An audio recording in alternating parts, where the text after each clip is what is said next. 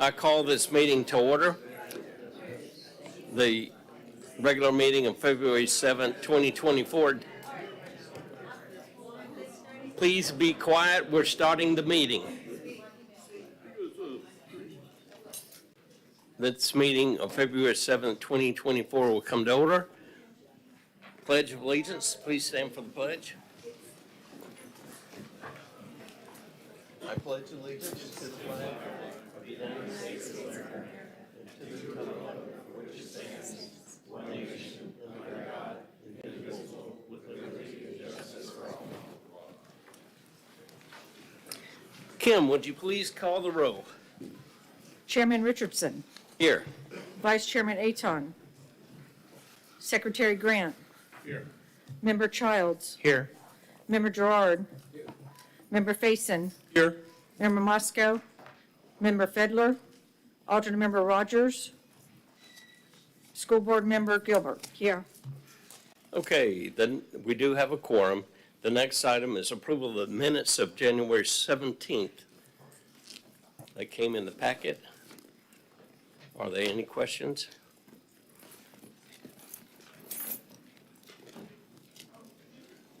Anyone? I have a question, but I can make a motion if it's appropriate. Go ahead. I would motion to approve the minutes as provided. Is there a second to the motion?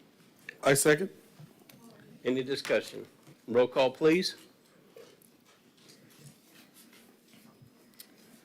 Member Faison. Yes. Member Childs. Yes. Secretary Grant. Yes. Member Rogers. Vice Chairman Aton. Member Gerard. Yes. Chairman Richardson. Yes.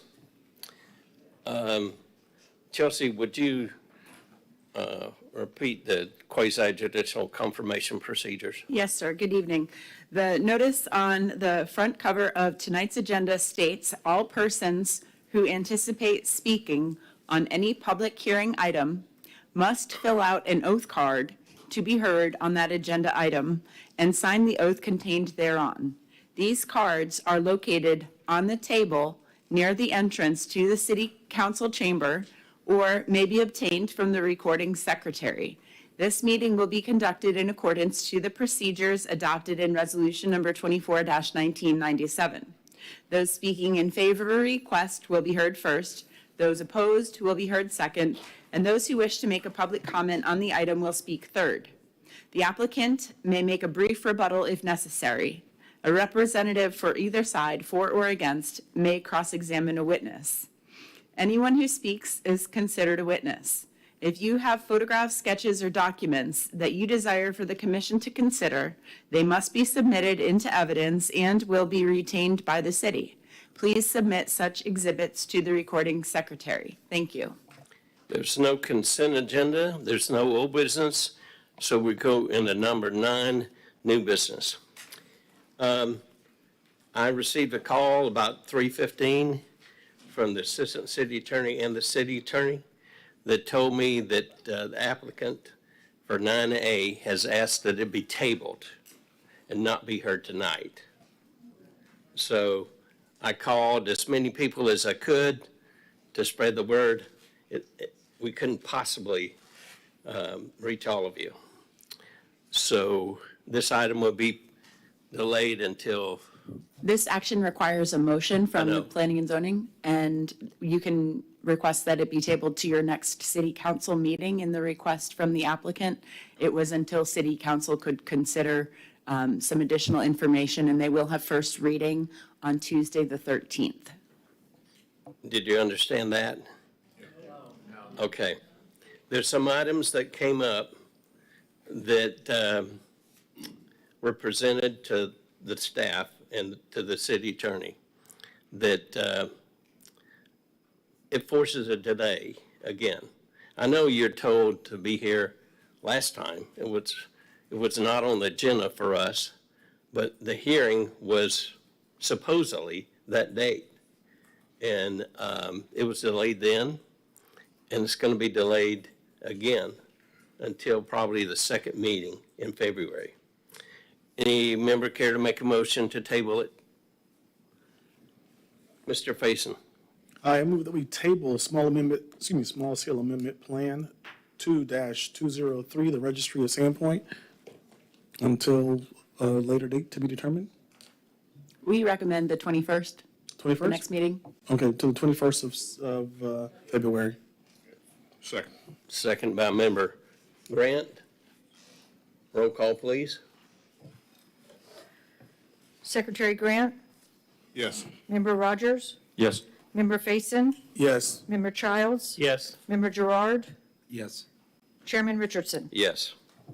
Okay, this item is tabled until the 21st of February. And I realize some of you came up here with a speech planned and everything, but in all fairness, the applicant isn't here. And he's asked for this to be delayed, so we don't have any choice. Yeah. Well, I'm sure if you sat in our seat, you'd understand. Okay. We'll pause until the crowd can leave. 21st.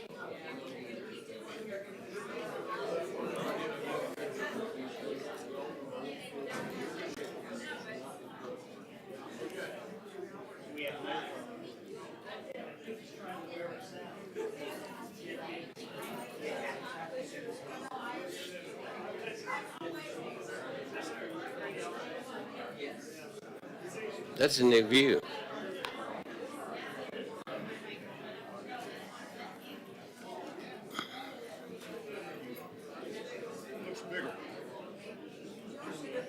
Yeah.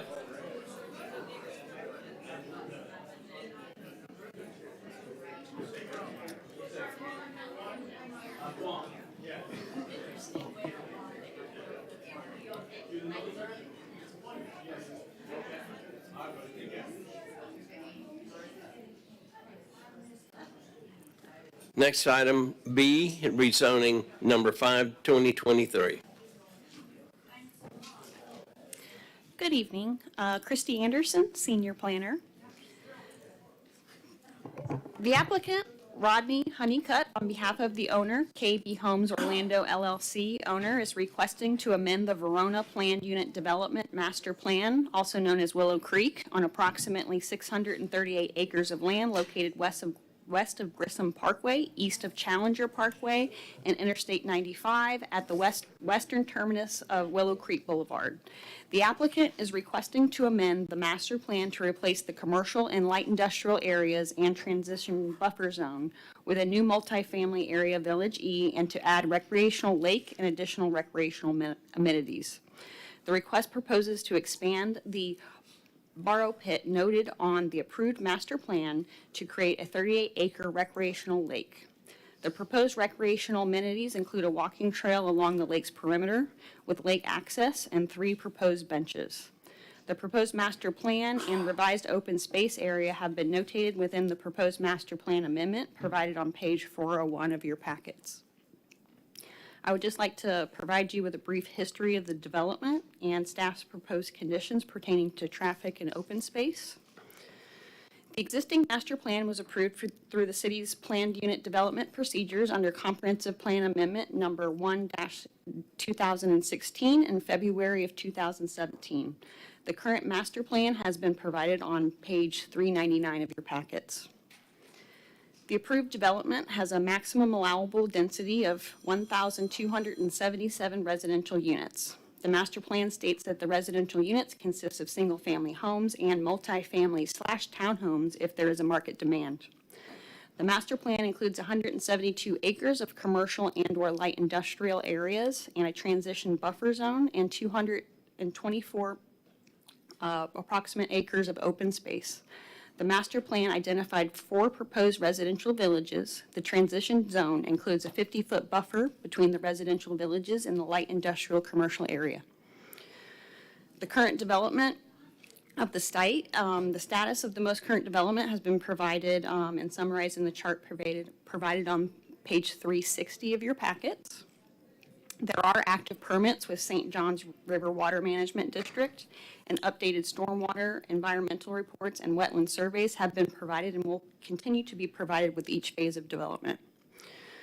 An updated traffic study will also be submitted along with each phase of development to ensure adequate site access. Pursuant to the conditions of the original master plan approval, a secondary access point shall be established prior to the development of any non-residential, commercial, and/or industrial use. If during the development of the residential uses, a secondary access is warranted as based upon a traffic study acceptable by the city, no additional building permits will be issued until the access issue is resolved. Providing a single access point could have the potential to create a negative impact along Grissom Parkway. In order to enhance the quality of life of the residents and to reduce potential for the negative impacts associated with increased traffic along Willow Creek Boulevard and Grissom Parkway, staff recommends the following condition. Willow Creek Boulevard will be a minor collector road. A minimum of 2 vehicular access points is required on the segment of Willow Creek Boulevard between Grissom Parkway and the connector road as illustrated on the master plan. The second access point must be established prior to the final plat approval of the last remaining residential subdivision, single-family or multifamily. The request proposes to increase the open space area from approximately 224 acres to 285 acres, which is 45% of the total gross acreage of the planned development. The amendment's proposed open space includes all preserved wetlands and the preserved planted buffer tracts, ponds, lakes that include amenities and improvements such as trails, fountains, benches, boat launch areas, etc. Improved amenity sites such as a clubhouse, pool, and recreational areas, trails, pathways with enhancements such as pavilions, benches, and educational panels. The staff recommends the following conditions. All new trails shall include a shade tree, pavilion, bench, educational panel, and picnic table at regular intervals of no less than 400 feet. Staff also recommends that a multi-use path to accommodate both pedestrians and bicyclists be located parallel to Willow Creek Boulevard. All other recreational trails should be 8 feet wide and consist of a stabilized surface. The conditions of approval from the 2017 master plan have been provided on page 391 of your packets, were carried over to the amended master plan and are located in the draft PD rezoning ordinance beginning on page 409 of your packets. The new conditions of approval describe the timing of the second access point on Willow Creek Boulevard, a schedule of recreational amenities, and standards related to model homes. Staff has found that the master plan amendment is consistent with the city's comprehensive plan and land development regulations, including the amendment procedures described in section 34-62 of the code. Staff recommends approval of the request to amend the Willow Creek master plan by removing the proposed commercial and light industrial uses and transition zone to add Village E as multifamily to utilize the Burrow Pit as a recreational lake and additional recreational trails around the Burrow Pit in lieu of trails between the villages as described in the planned development rezoning ordinance conditions described in Exhibit A and illustrated on the amended master plan in Exhibit B dated January 29th, 2023. And I'd be happy to take any questions you have from staff. Are there any questions of Mrs. Anderson? Go ahead. Did you say there was 3 additional conditions? There are, all of the conditions, I know about the one previous, but 3 new conditions, shall I say? those were the main conditions that were pointed out, but I don't believe that those are all of the new conditions that are different from the original. You mentioned the 2 access roads and something else, I believe. Those were original conditions that were part of the original. sorry, I thought they were new, I'm sorry. They have been carried over. So there are additional new conditions provided in the ordinance document. However, that we've carried over most of the conditions from the previous approval. My apologies. Any other questions? Mr. Faison? Faison, yeah. That's me. So when this plan was originally pitched, it provided the city of Titusville another major shopping area. As we are now dwelling in shopping areas in an effort to grow, how did the city agree to take away a proposed shopping area? It was slated for commercial industrial, and they were only going to pursue the commercial industrial uses based on a market study at the time, depending on what would be the highest and best use for those types of uses. So I don't know if a commercial shopping center was essentially the goal there, but it was a commercial light industrial area. If I'm not mistaken, I believe it included a nice shopping area. It was pitched as such. It was one of the things that kind of made me excited because we're dwindling in our shopping ability to shop here, and when we take that away, that could have been an asset to the city, and now they're taking the asset from the city and making it something else. So I'm a little weary of that, but thank you. Any other questions? Member Rogers. It's not exactly a question, it's more of just some running commentary. Is that available, or can I do that, or is? Yeah. Okay. I think I feel like Mr. Faison feels that there's a bit of a bait and switch going on. Here's what we're going to do, here's what we're going to give you. Oh, actually, later down the road, once you've approved it because of the shopping and because of the business area that's going to be there, where people can be employed, then actually, no, that just turns into, more subdivision space. And the original layout with linking it with trails and stuff like that, no, the trails all get shoved off to the corner. And, the little villages, are not linked together anymore. And it's just the same old thing that we always see in Florida. I remember Verona came before us months ago. If I remember this correctly, Mr. Faison, perhaps you can help me with this one, because I remember you made a few comments about it. But these were 40-foot wide lots. There's cookie cutter houses, $400,000 each, 40-foot wide lots. We were worried about fire truck access. We were worried about sufficient parking. There were real concerns about that. There was a chart of the trees on the property, and the ones that were to be removed were in red, and it looked like somebody with chicken pox or something. Like every tree on there was red. They were taking all the trees out, and at some point somebody explained, well, that's because they bring in so much fill that it kills the trees anyway, so it's kind of, you might as well take them out. And so it's just, you end up with the place looking like it's been carpet bombed. And, it's KB Homes. You do see KB Homes in the news occasionally. That's all I'll say about that. But I don't think the builder and the owner so far has done anything that Titusville can be all that proud of.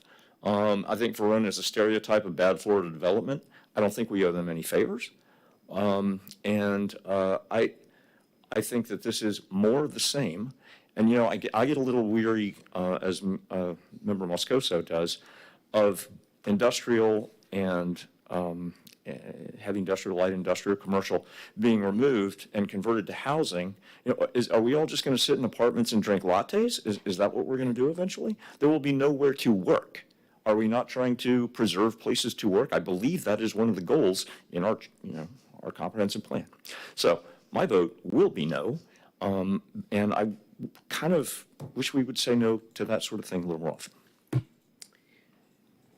Any other questions? Okay, at this point, I'll open the public hearing. We will hear from the applicant first.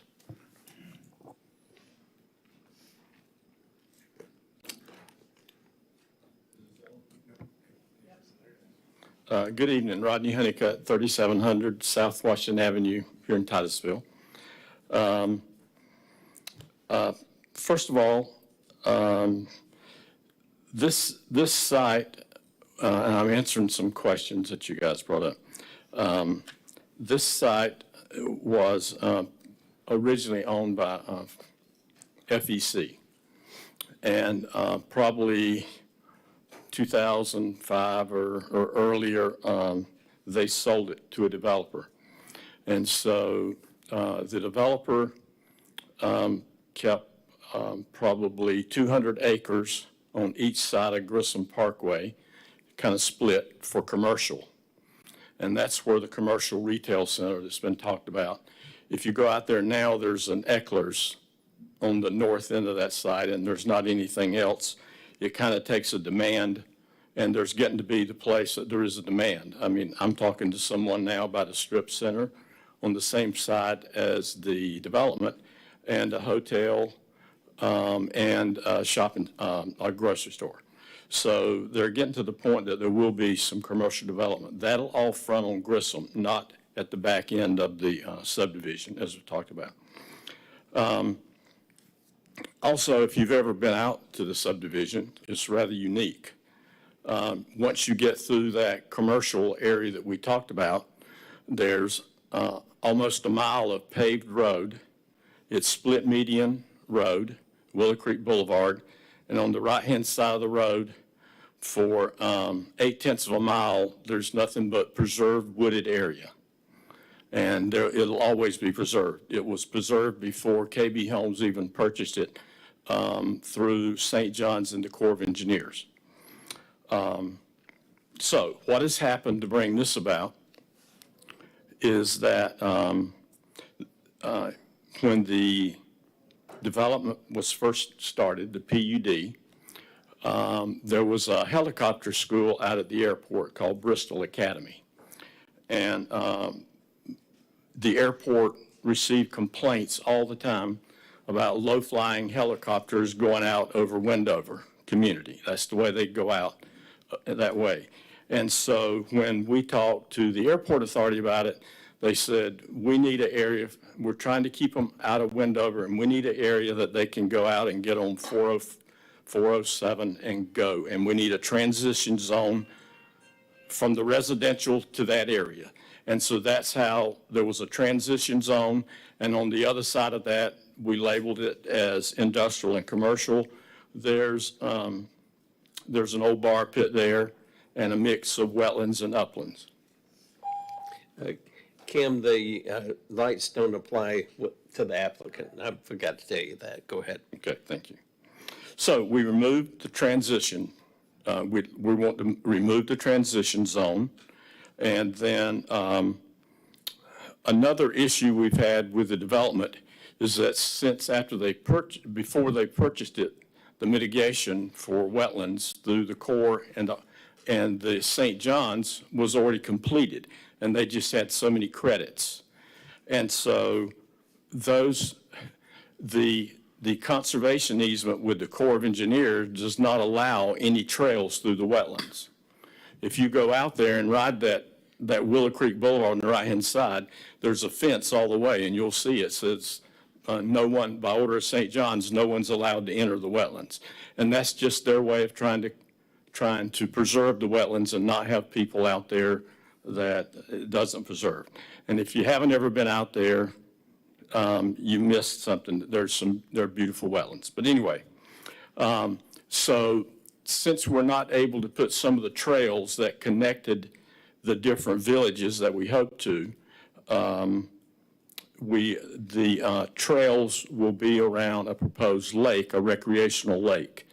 And that recreational lake will be the transition area and beyond from before. And in addition to that, there's a small area of multifamily called Village E at the end.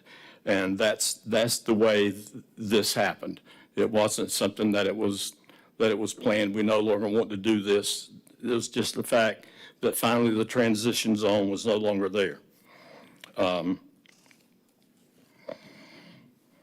Also, there's another reason that we're amending the PUD, and that is to allow model homes in the different villages as they go along. If you've not been out there and you're familiar, the first phase was not part of the PUD. It was residential, and it has a model home in it. But model homes are allowed in residential developments, but not a PUD residential. And so rather than amend the code, you can, since this is a planned unit development, you can ask for things. And so we're asking that we're allowed to have model homes, follow the regulations. It's stipulated on the plan, on the master plan, how it would be. You have to have water, sewer hookups, CO, and everything before you could actually use the model home. And this model home is typical They work out of it. They make the garage kind of an office. It's one of their homes, and then eventually they just, fix it where it's a regular home and sell it and move to their next area. And so we're not asking that the density be any addition. It's always been the same. And we ask that you approve this tonight and send it to council. And I'd be glad to try to answer any questions you might have. Any questions of Mr. Honeycutt? Mr. Grodd? Good evening. A couple of questions, and I'm going to reflect on memory. I believe some time back, the Village C area was a part of a plan that we reviewed as the commission, and I voiced some concerns about lengths of streets and the higher density residential development, and had a discussion regarding how traffic calming should be considered. I don't see anything addressing traffic calming in this amendment to the PUD. And if my memory's correct, that this is the same project that I recall talking about, long-length residential streets, close proximity homes, reduced front setbacks where on-street parking is going to obviously occur. And I have a little bit of experience with projects developed by this developer in a model template, as was discussed earlier. I hesitate to say you see one, you've seen them all. And this is a problem. In fact, ironically enough, tonight before I came here was a news broadcast from one of my old places of hanging out, the city of St. Cloud, that's addressing that very matter with traffic calming in the neighborhood and installation of roundabouts after the fact. And all the neighborhood's all upset because this is going to affect the way their street works. This is a good opportunity to address the questions I had, because there's several neighborhoods in here where that inevitably will occur, as it has and exists in occurrences that are problematic to local governments, having to contend with it after the development builds out. How are you or the developer going to address those concerns where you have to consider long length streets? And I presume this is going to be a residential right-of-way at 50 feet with a sidewalk and 24 feet of pavement. And when you have reduced areas for car parking, and an area where rental houses, regardless of whether you like it or not, that's what goes on in the community, you're going to have this occurrence of on-street parking, impeding the traffic flow, and you're going to have a problem if you don't have that, which typically follows local government saying such things as posting signs to no park on the street, and then people still speed. So I would appreciate how you're going to address my concern from back several months ago with, I think, Village C, but now it's an opportunity to address it in the entire PUD as an amendment. So I was involved in engineering on the first two villages. The first village was outside the PUD, and the second one was Village D. Village B is also under construction, and they're building homes now. All of those villages were smaller, short roads. Village A and C have these longer roads, particularly Village C you're talking about. Yes. We're not the engineer of record for that, and I think it's in review. It may be the sketch plat came to you as how those comments came about, and I would have to ask staff if they know how that was addressed. That's right. So that was the sketch plat that was presented to the P&Z for Village C. And so my memory and recall was correct. Good. I haven't forgot things. And that night, since you weren't representing the plat, but you're representing the PUD, it's, in my opinion, this is the perfect opportunity under an amendment to the PUD to allow the zoning on the property to address how those matters will be provided for through the platting process, as opposed to trying to address it so late in the game as in the platting process. It's a little too late to start addressing curvilinear streets, roundabouts, any type of traffic calming measures that would be employed. That's more the base of the project, which is the PD, not the plat. So I, again, stress, I think this is a very good opportunity to address Village C and Village A particularly, where those long, lengthy streets and this higher density residential will invariably create an environment where people are attracted to speed down residential streets because they're long straightaways. That was the point I made at the review of the plat. And I appreciate what you said, Mr. Honeycutt, but I still have the question that I think needs to be addressed at this juncture, which is during the zoning of the property. In your case, the application to rezone it to an amendment to the PD. So the The sketch plat for Village C, is that already been approved? I was under the impression it had, but I'm not sure. I believe it has, let me confirm. So if it's been approved, then final engineering would come back. They'd have to do final engineering, and so there's nothing in the code that addresses what he's talking about. Is that correct? I believe Village C sketch plat has been approved. Preliminary engineering and site plan are currently under review. Okay. And the point I make is that at that time, because it was a plat before us and familiar with the process we're under, which you start with a conceptual plan development request, and you nurture that into the subdivisions and the technical engineering and final plats and recordation, and then you build houses. Well, in my opinion, no one's addressed the question I raised. If the engineering and technical specs, the evening the engineer of record was here, he was explaining, yes, I'll go back and see what I can do. I don't know if that was a nice comment or not, or whether he has in fact done that, if it's included in any of the engineering and technical plans, or what you're seeing is simply a standard 50-foot right-of-way, 1,200-foot long straightaway with houses with cars parked on the street because it's going to happen. No one's addressed my concern. And I hesitate, and I don't mean to kind of sound like I'm diming you out, but I'm afraid the ball's got to be in the court today with this PD amendment. Now's when the underlying standards for development, inclusive of street designs, are subject to consideration in this request. In fact, I believe it would be appropriate, we could possibly consider widening the right-of-ways as part of the matter in which you can then, with a wider right-of-way, address traffic calming, or a commitment that traffic calming will be implemented, and that would send that message to the engineer of record to provide for it in the engineering plans. I'm just hoping to prevent what I've watched occur more than one time. So the reason I was asking about sketch plat is that I would assume if the sketch plat's approved, then for Village C, and I don't know if it was all of Village C or not, but I mean, I would assume that would be grandfathered in, however they did it. And I don't know if it has, in the sketch plat, you probably wouldn't address the traffic calming even. It would be the final engineering plans. And so I don't know if that's considered or not. Maybe Brad could help. That's correct. It could be determined at the final engineering stage. So that's not something that's typically addressed during the sketch plat conceptual stage when you see it. You did bring it up. The commission wants to make that kind of recommendation. They could to city council to add certain conditions. And if I may, that was my point, is that the engineers designing it to standards which are approved as part of this request. Conversely, if this was standard zoning and standard subdivision work, it would be inappropriate to ask for conceptual changes in a master plan. Coming through for an amendment, I'm sorry that I'm later in the game. I wasn't here when Verona started, but I'm certainly here right now to look at it, witnessing the potential problem. And it was addressed the evening I asked the question. The engineer committed he would go do something, or they would go do something. And I would hesitate to think that it would be a nice rhetorical comment as opposed to a commitment. On the other hand, if the condition of approval implements that as a standard, then the engineer has to design for it. Would you agree with me with that?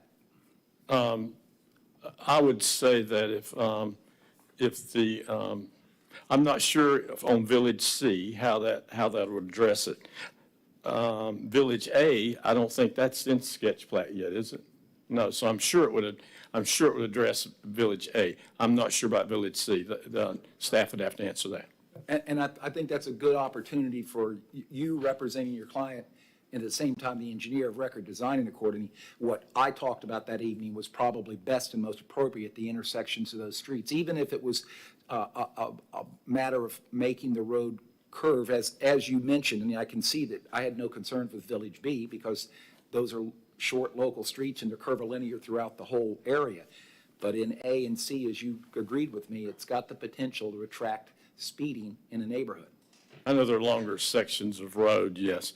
And so at this point, I mean, I would say that's up to you guys if you want to recommend something like that. Any other questions?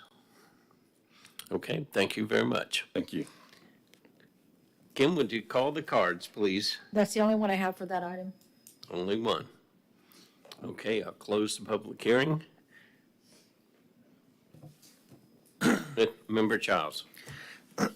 Sorry. I have a question about so the rezoning would be from commercial and light industrial to PDU. And is that change consistent with the comp plan? I don't think I recalled reading if that was consistent with the comp plan.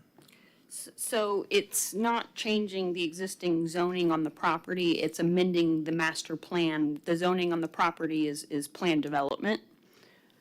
That's the zoning designation. So it's just the zoning of the developer. Correct, and then in order to amend a previously approved master plan, the rezoning process is the process that we use as I a get it. standard. Okay, all right, so we don't follow the same rules that we follow for the regular rezoning that's not in one of these PDUs, is that what you're saying? I mean, the criteria involved has been analyzed in the staff report, so Okay. that is something that is considered, and staff has found that the proposal is consistent with the land development code and the comprehensive plan. So like, also in the LDR, it says that a substantial change, if it is consistent with the comp plan, then, or, if the current zoning is consistent with the comp plan, then a substantial change should have occurred in order to change the zoning for any other zoning. A So is that- substantial change would involve a hearing before you in order to amend the master plan. Right. But I mean, to say that we should change it, there should have been some change, some substantial change of why we need to rezone it, right? Or no? Mr. Childs, are you referring to a particular criteria? Like LDR 3440A2, it's where it says for rezoning, if the current zoning is consistent with the comp plan, then a substantial change should have occurred in order to change the zoning to a new zoning. That's what I'm referring to. I believe you're referring to how we have addressed one of the criteria in the staff report related to that. I don't To think that rezoning? you addressed it in your notes. That's why I'm asking. Okay. I'm just saying, because that's one of the criteria in our LDR is that if we're rezoning something, then you have to have, if it is consistent with the comp plan, the current zoning, then what changed in order for us to have to rezone it? What substantial change? Are you reading from Code Section 34-40 criteria number 2? Yes. Okay. So there it says so everyone's on the same page. The existing zoning, if deemed consistent with the comprehensive plan, shall be presumed correct unless substantial change in the area has occurred since the original zoning, period. Okay. So I wanted to read that so we're all understanding what we're talking about. For this application, the existing zoning is not changing.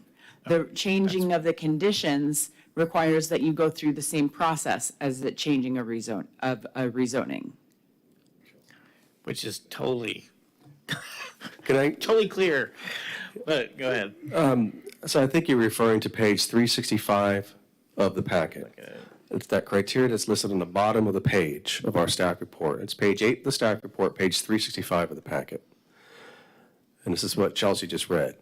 And you can see staff's comment, this is how we respond to that particular criteria as far as this rezoning process. I see what you're saying. Okay. So, yeah, we have to go through the rezoning process in order to address this master plan amendment request. They are changing the uses that are allowed per this master plan. So they're taking away the commercial industrial uses that are currently allowed on the property and making them no longer available as a use, basically. So I guess you could say it's rezoning in a way, but it's not actually changing the district itself. I still It's changing the think, yeah, conditions. I guess what I'm trying to get at too is that I think that LDR, even if it doesn't apply here, is still something we should consider if there was something that changed in a big way since the first time we said, hey, you should do industrial and or commercial and light industrial in that area. So, I just want to make sure that we're clear on what that change was and why we really, that there's a substantial reason why we need to change it. So that's all I'm trying to get at. So if, and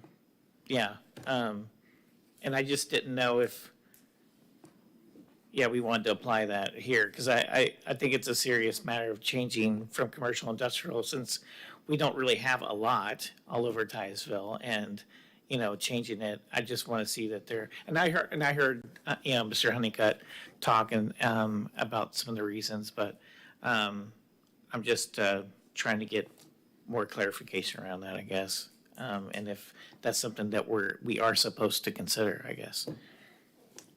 Or if everyone else, go ahead. Member Rogers. I just, when I think of that area, I mean, obviously this is a big residential development out there, but, I think of, a lot of industrial kind of warehouse type buildings where people are doing industrial type things, sometimes related to the space program. Grissom, there are things like that out there next to the airport, and I think that we should not so easily let go of that sort of thing. Member Faison. So I appreciate Mr. Honeycutt's explanation of the commercial zone, that 200 acres that are closer to Grissom on the south side, staying commercial. That means that there are potentially jobs coming to the area, which is what I was worried about. Transition zone. What is the definition of a transition zone? Because this goes after Mr. Child's top point about a major change. So what is a transition zone? And I see that it's being removed and then, making more room again for multifamily. So what was the transition zone and how was it to be utilized initially? I believe the original approval required a 50-foot transition zone buffer between any of the residential development and any proposed industrial commercial in order to protect the proposed residential area from the residential and industrial. Okay, because during Mr. Honeycutt's presentation, if I'm not mistaken, I was hearing transition zone in connection with the helicopter school. And that there was an area there about them not flying over Wendover Farms and having an area to come out towards, I don't know, but he mentioned transition zone in connection with that. And that's why I was asking about that, to make sure that that wasn't a reserved area for the helicopter academy to fly over. In the original request, it was referenced as a buffer to protect the residential from the commercial industrial. I don't recall there being any, If you look on page 401 of your packet, you'll see the original currently governing master plan. There is and you can see the transition zone that you're referring to between the commercial, industrial, and the residential portions. Okay. So in the notes on that page, you'll see, like it's top right, at the time the applicant put in project development narrative. In that narrative, it talks about what that transition zone is. And basically, the basic definition is really just that buffer that between the two uses. That's all the purpose was for. Okay, thank you. Member Garad. Mr. Honeycutt, I have a question for you. Yes, sir. As the discussion goes back and forth with the potential for the additional 126 units, as opposed to the commercial industrial, if that's where it ends up at, in addressing my concern about traffic calming, one of the comments on the subdivision regarded that we had gotten this far down the path and it will be difficult to create traffic calming at the intersections within those two aforementioned villages. On the other hand, by taking lots out of the plat at those same intersections and capturing or recapturing or actually reducing what would be a net gain of 126 units, it seems pretty reasonable that the developer could commit to creating those types of intersection improvements that truly act as traffic calming without any real loss, certainly not a net loss on the existing plan, perhaps not the full attempt to obtain 126 more units.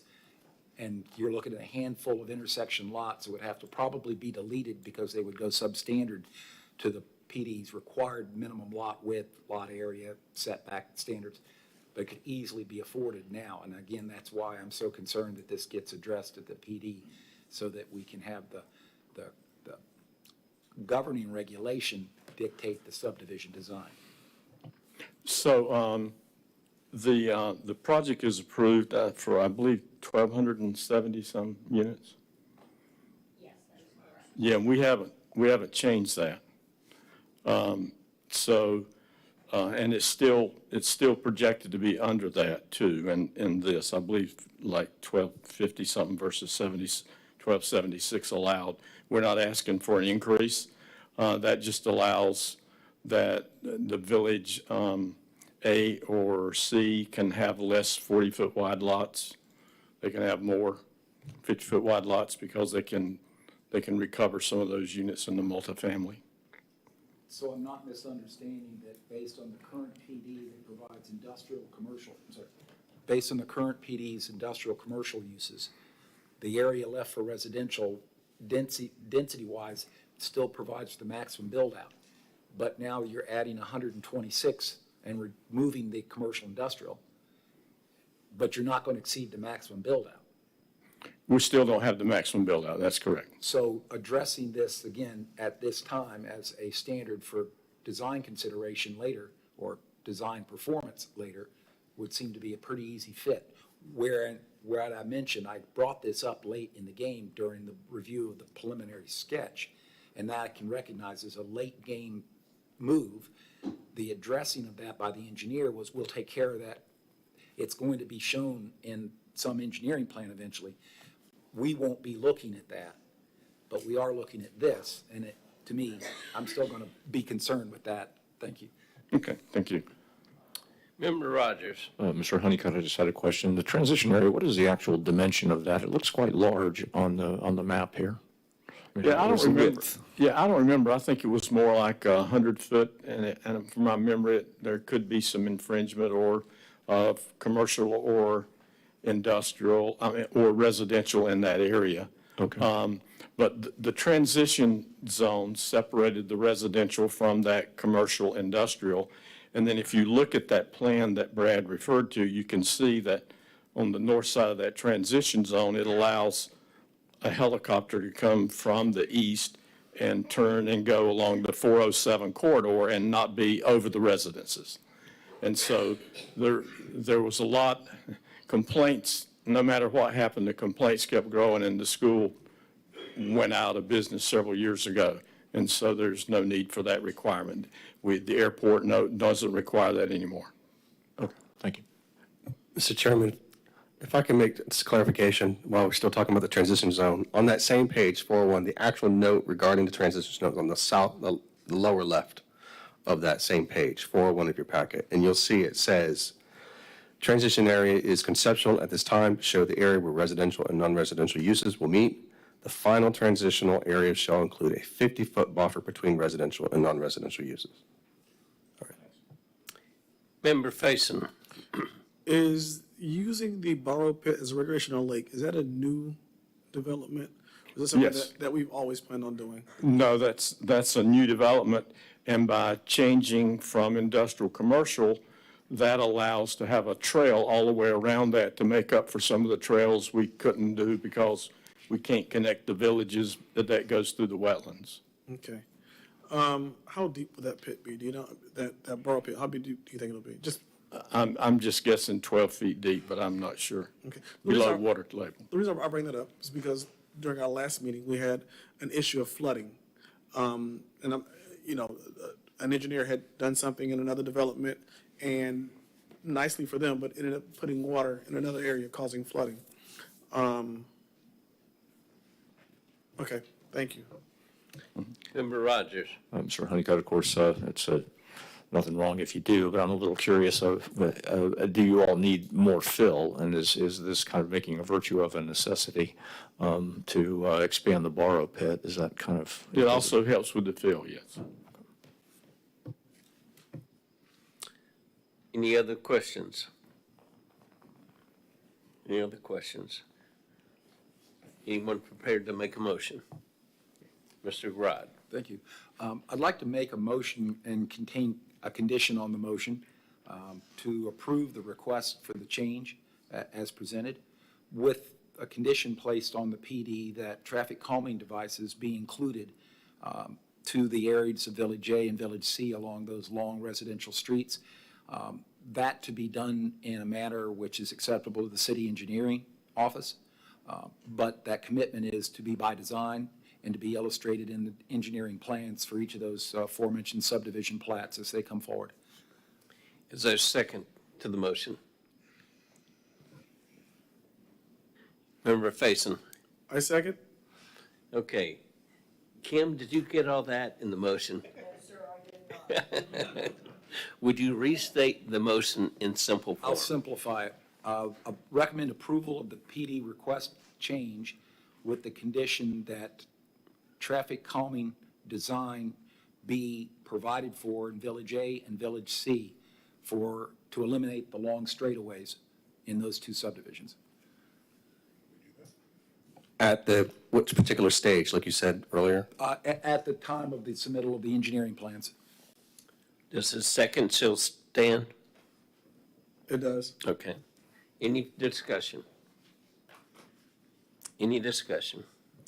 The only question I had, again, back to Mr. Childs, if this lake here, borrow pit, and again, I know there's something with the borrow pit, and I don't disagree with making it a lake, but does that new development, like we've seen over here, does that constitute a major change?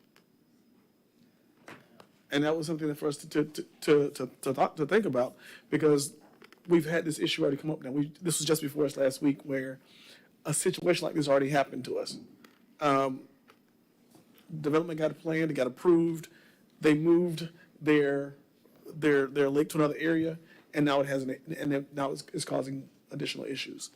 And so Mr. Childs' question about, is this a major change? To me, you just added a lake to the property. You just added a 12-foot lake to the property. That's a major change, in my opinion. Yeah. Any comment from staff on that point? Are you asking whether it's a significant change that would require them to have to go through this process?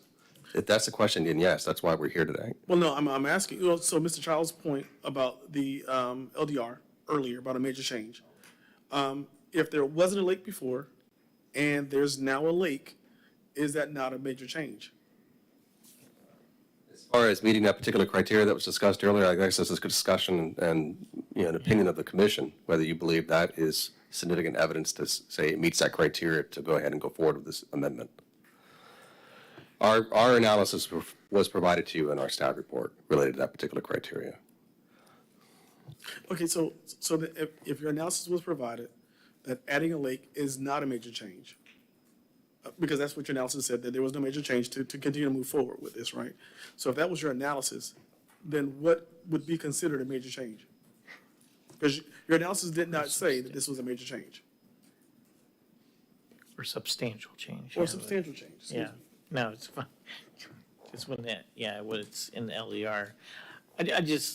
I think, if you want my opinion here, I think like, it's in there so we can consider it, because we don't want to go back and forth on zoning, because, then where is our future at? We need to have a clear path to our future. So I think the wording in the LDR is to make sure that we do consider it, and we're not just, changing zoning just because someone asked or because their business changed, a slight change.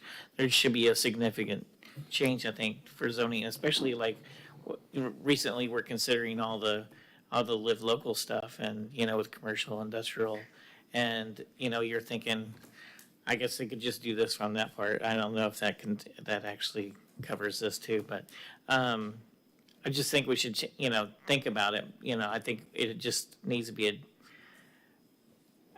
just trying to say that it should be considered, what changes are happening or why, and not just, just go through the motion and do it, I guess, is all. And I'm not saying that it's not a significant change. I guess I still just don't understand why we're taking commercial, or, why commercial would be going away for something like this, I guess, and when we really don't have a lot right now, so. Member Faison? That was just, again, this point here in time, it's time for us to have a conversation about what we're doing. And again, Mr. Charles, you brought up that topic again about, significant change. And we just had this issue just last week, or just at our last meeting, where we said yes to a change that ended up causing major damage to not major damage, but major flooding that's causing a problem now. And we're presented with the exact same thing before us right now. And if we pass it without, having us go through the due process, I don't know. I just want to bring that up again. They're adding a lake. I consider that to be significant. I don't know if you guys thought the same thing. That's a question. Do you all think that adding a lake is significant? A significant change? Secretary Grant. Well, the lake is already there per se, 14 acres, I believe. And they're just expanding another 20-something acres. Yeah, that's a major change, in my opinion. Okay. Member Rogers. The lake bothers me less simply because I just see a lot of bodies of water on the map. I can see that, there's going to be land that's taken out, and as Mr. Honeycutt has mentioned, they will use that for fill, which is certainly not an illegitimate purpose to be moving fill from one side to the other. But what bugs me more is just the sort of sudden disappearance of the light industrial commercial, which was, I expect part of the selling point of the project in the first place. Any other discussion? Okay, Kim, roll call, please. Member Gerard, Yes? Secretary Grant, Yes, Member Childs, Yes. Member Faison, Yes. Member Rogers, No. Chairman Richardson. Yes. Okay, this item passes, and will this be heard at the council meeting next week, or, Sir, okay, February 13th, yes, February the what? 13th. Okay. Next item, comprehensive plan amendments.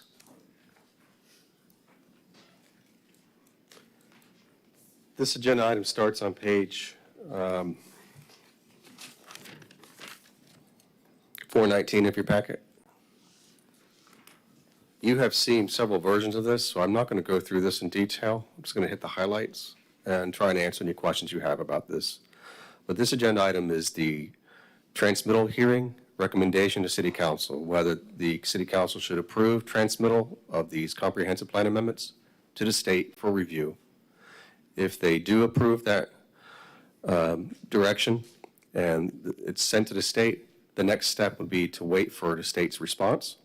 And then if we want to go forward with addressing any concerns or comments that the state has, then we can go ahead and entertain adoption of these amendments. So this hearing and the hearing that's scheduled for the 13th of February before City Council, these are not adoption hearings. These are transmittal hearings, transmit to the state. So the amendments that you have, you've seen several versions of these. This is not the complete number of amendments. If you remember, there are three major components of this that our consultant, Kimley Horn, previously Cannon Associates, brought before City Council at several meetings, and also had several public, staff had several public meetings about as well. This all started with the Titusville Tomorrow project several years ago, and this is just the culmination based on some direction we received from City Council. The three major components that we're addressing is really the future land use element, the transportation element, and the housing element of the comprehensive plan. In those, there are three themes that the consultant was suggesting. And the first one was the downtown, addressing policies that related to the downtown to make that area more flexible as far as redevelopment opportunities. And one of the major components you'll see is how we calculate density. If you recall, density right now in the maximum in downtown is 30 units per acre. The consultant is suggesting not increasing that, but rather coming up with another way of calculating it with a density pool. And I know I've explained this before, what this is, but I won't go into it in any more detail. But if you have questions about it, I'll try to clarify what that means. But basically, it's just a developer can pull from a bank of residential density to put what they can on a piece of property. And obviously, it has to work engineering-wise. But there are incentives. You can't just put whatever you want in there. You still have to provide something in partnership with the city. And so the policies in here address that scenario. The second theme the consultant suggested to us was gateways. Those are the major commercial corridors. Garden Street, US 1 are two major ones, and there's some others that are identified in here as well. If you remember, some of you might have remember when we did the Titusville Tomorrow comp plan draft, we had this idea where we'd have mixed-use land use categories along these major commercial corridors. That didn't fly. We decided to go forward with this option with the help of the consultant. They're suggesting not changing the land use on property or changing the zoning on property, but providing policies in here that address the opportunities for redevelopment of properties along our commercial corridors. They presented several scenarios and concepts of what that would look like with some properties, especially on State Road 50. If you recall, there was one particular property on there as the old Kmart building, and they showed some examples of how that property could be redeveloped. And so that kind of informed the decisions of what kind of amendments we should put into this comp plan amendment. You'll see in the future land use element a new objective called 1.24 called Gateway. It will be basically an overlay, over on top of land use categories and zoning categories that are on those major commercial corridors. So what will happen is, if these policies are adopted, what we'll do is we'll go forward and make changes and proposals to the code as well that we'll bring to you at a later date to help implement these policies. And there's two ways that those policies can be implemented. One is to allow redevelopment under current zoning conditions as an option for redevelopment. Another one is if someone decides to change the zoning on a piece of property from, let's say, commercial to residential, that would trigger a requirement to adhere to those new policies and those new design standards. The third theme that they brought up to us, the consultant brought up to us, was the Titusville West neighborhood, also called Canaveral Heights, and several names been floating around. But that's the neighborhood immediately to the west of the downtown, primarily located between Garden Street, South Street, FEC Railroad, and Park Avenue. And that was a third study area. We did not included that in this amendment tonight.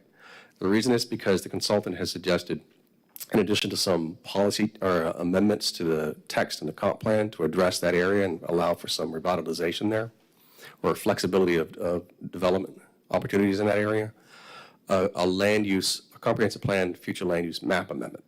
So that's complicated things, and we're still working on that. We're going to bring that back to you as a separate item altogether and address that. And we're also going to hold another community meeting. We're fielding a lot of questions about that one, and we certainly want to make sure that we're transparent about that particular amendment with the public before we bring it back to you as any kind of a hearing item. So what you have before you are amendments to the three major, most important elements of our comprehensive plan: future land use, transportation, housing, and then only the two themes, amendments that are addressing two out of those three themes that the consultant was suggesting: Gateway and downtown. I'm just going to refer to you just the particular pages in the packet of what these are, but I won't go into details of the policies unless you have any particular questions. On page 423 of your packet, you'll see new goal, objective, and policies related to citywide statements that would be applicable citywide. And this is more of economic development kind of statements. These do not exist in the comp plan. These are brand new. What you see underlined is brand new. On page 425 of your packet, you'll see amendments to the future land use element of the comprehensive plan. And these address different objectives that we believe are related to helping adopt and implement the gateway policies that I described earlier. The gateway policy, objective and policies are on page 435 of your packet. When you look through it, you'll see there is a suggestion to allow an increase in density of up to 40 units per acre. That's consistent with what we found is the maximum allowed in the entire city, along only those commercial corridors. But that would require a comprehensive plan amendment. It'd have to come before you if anyone wanted to do that. It's not a by right increase of density. It does include incentives. So it outlines some incentives, and then we would have to put that in the code to make sure that was work. On page 440 of your packet, you'll see objective 1.10 of the future land use element related to the downtown. And this is where you'll find that particular policy I addressed earlier about how we'll calculate density in the downtown. And this is the only area where we're talking about a density pool. We're not coming up with a new calculation of density anywhere else in the city. This is only addressing the downtown. On page 445 of your packet, you'll see the amendments we're proposing to the transportation element.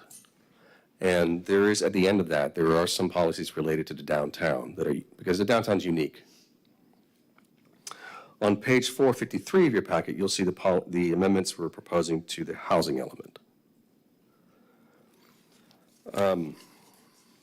With that, I'll try and answer any questions. I know Eddie went over this last time, and I brought this up in previous meetings, so I know Mr. Girard has already sent me some questions about what could be potentially changed in this before it goes to City Council. So I'll try and answer any questions, and obviously if you have any recommendations that you want to put into a particular motion, if you decide to recommend approval of this, recommend approval with conditions, or I'm sorry, with changes rather, I would ask that you put those in some kind of motion so that council understands specifically what you're asking to be changed as far as this language.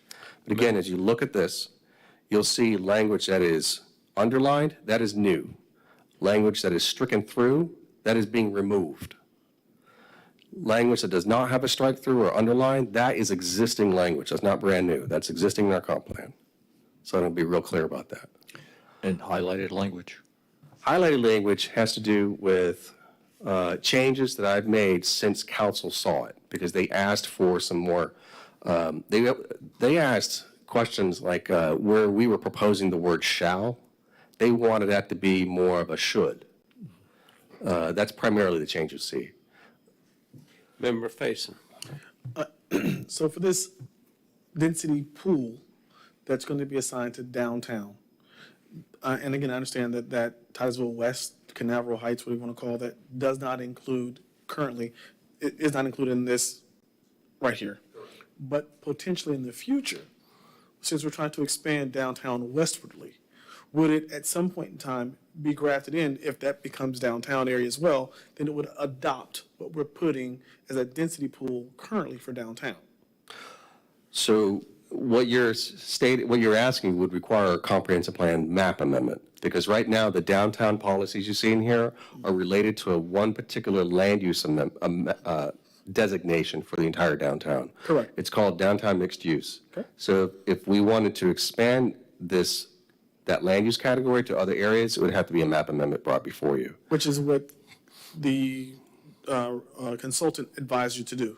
No, she was suggesting that the only map amendment was going to be related to that Canaveral Heights area.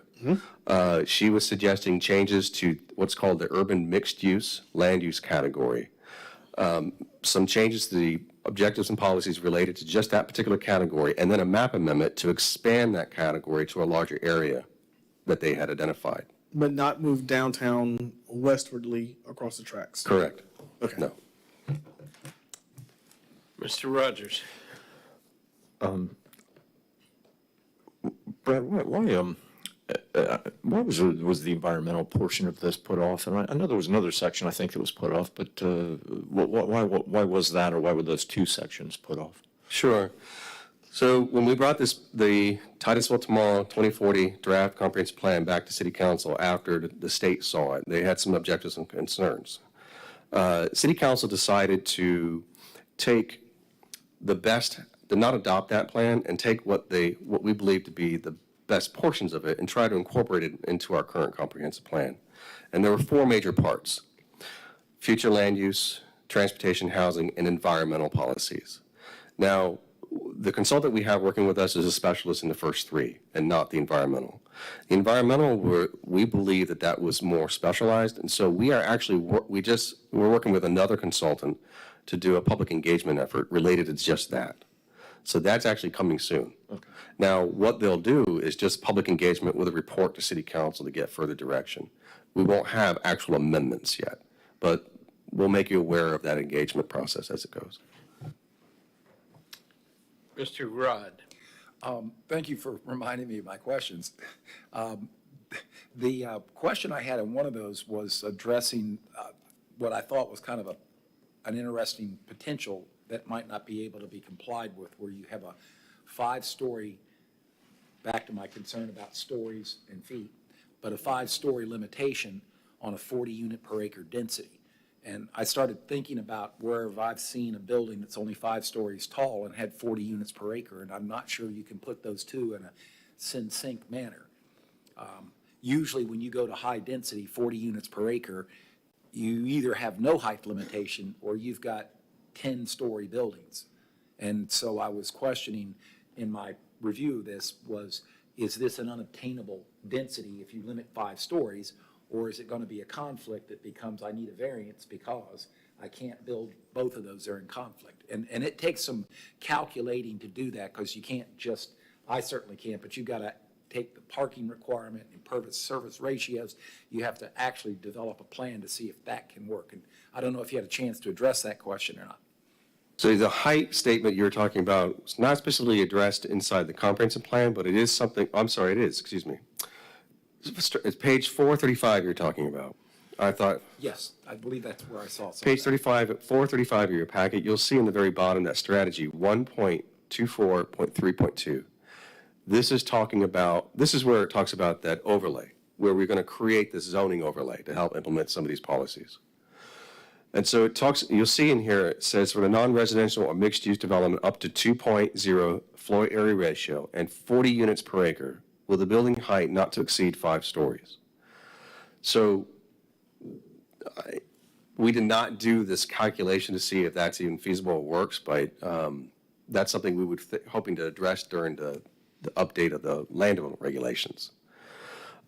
You had suggested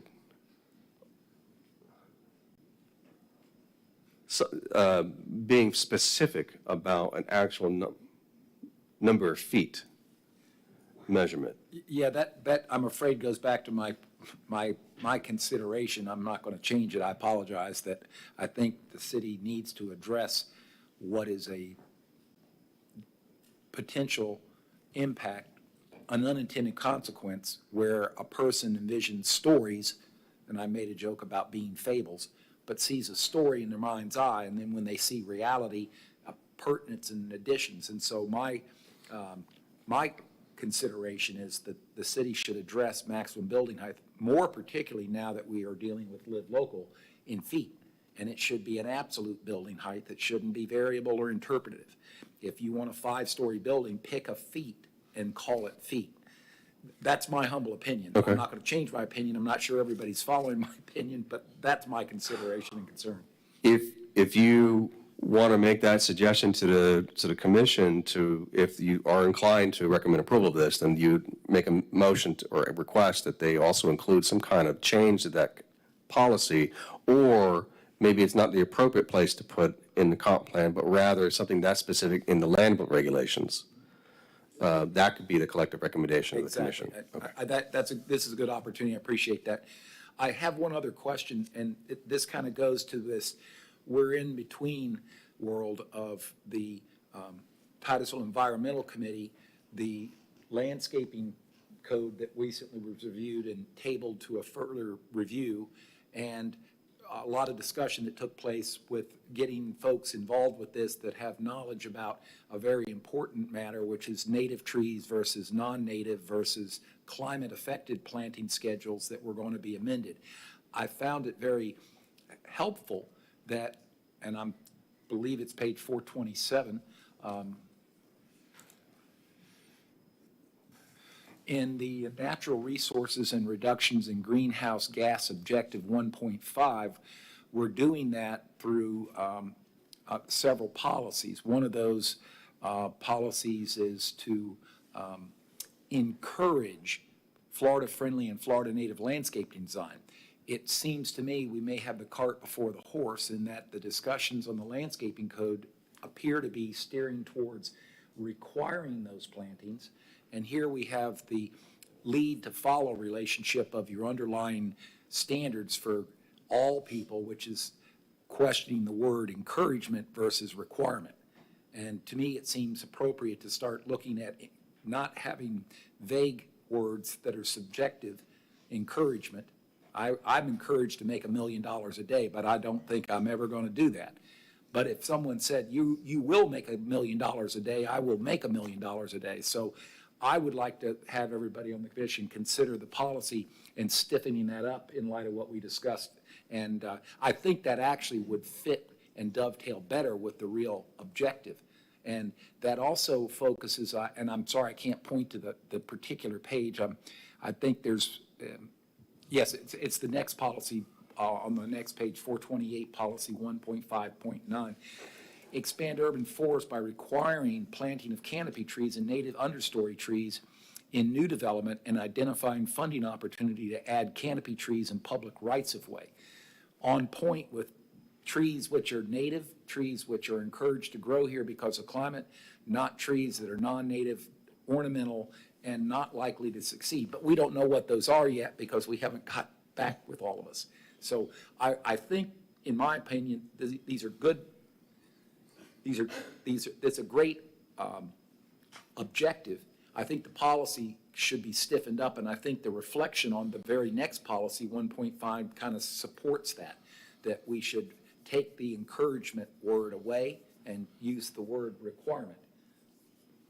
Just so you recall the landscape technical manual that you had looked at in the previous meeting and that the TEC is working on, that is in the code right now as a guide. I understand, and that was Okay. my question also at the meeting, was what is the goal? And here's your underlying standard. You're creating goals, objectives, and policies. I believe that two of those policies are somewhat in conflict. That being, one is to encourage it, and the other is to expand it. And these are, definitive words. They're verbs that talk about what you're doing, not what you think you might do. And so in light of that, and I'm sorry the cart is before the horse because we let this code subject to further review and we're looking at a comprehensive plan, this is the opportunity to do the underlying strengthening that now I think it's in tennis, serve, and volley. This is an opportunity to make the TEC, make City Council, if they approve this improved verbiage, look to do just exactly that in compliance with the policy, the plan, develop a landscaping code with native trees. This is the absolute exact place you want to be for this, because if you adopt this, you have to adopt the other. You can't be suggested. And I may furthermore say, it also seems like encouragement becomes requirement, and expand by requiring. I think that tells me that the City Council should consider no longer having a landscaping code that's subjective and that it's objective. It shall plant these trees this way. Member Faison. Mr. Grodd had mentioned something last meeting and once again this meeting, and I just need a little clarity on, and it's on that building height that is expressed in the building code.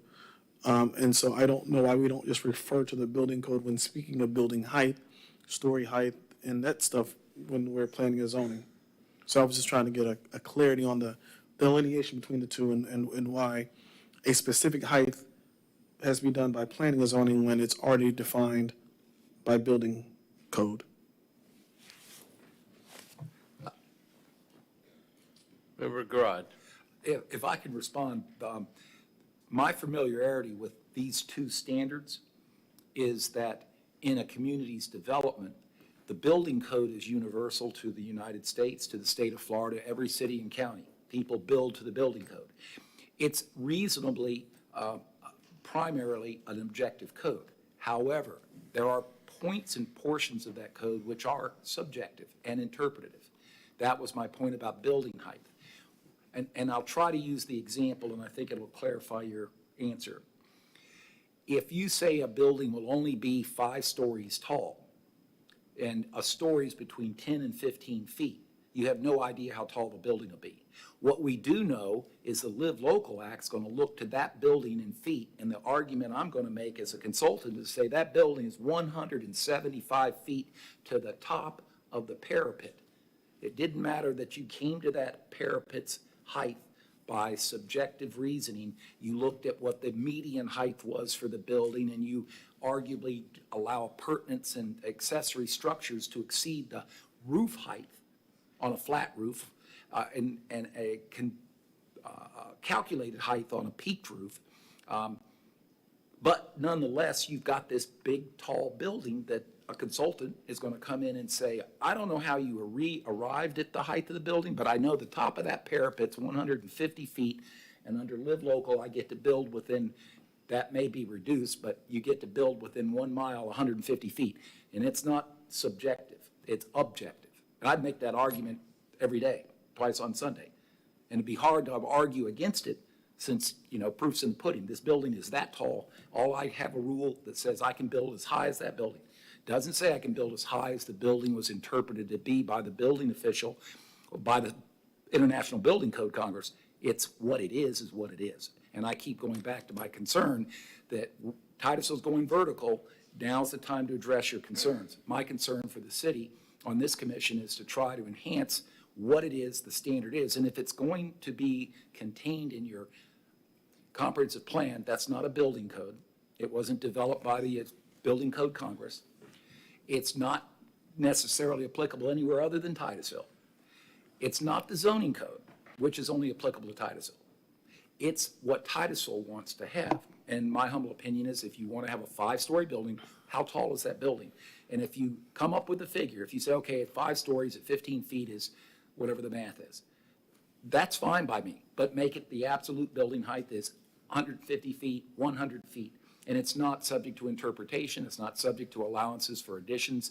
And what it means is that if somebody could build a 5-story building because they put the elevator tower and they put the cable link on the roof, the building wouldn't be 5 stories. It'd be 4 because the absolute building height would be the top of the supporting structure. No, so I completely understand that. But I guess my confusion would be,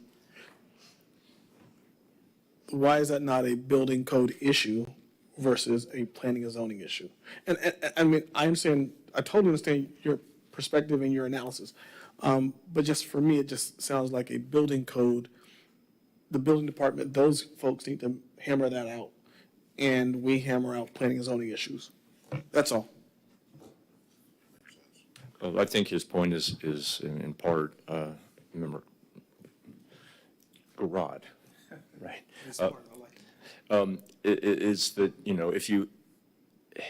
if you've got two different rules that can be interpreted in different ways, then, you open yourself up to argument and challenge.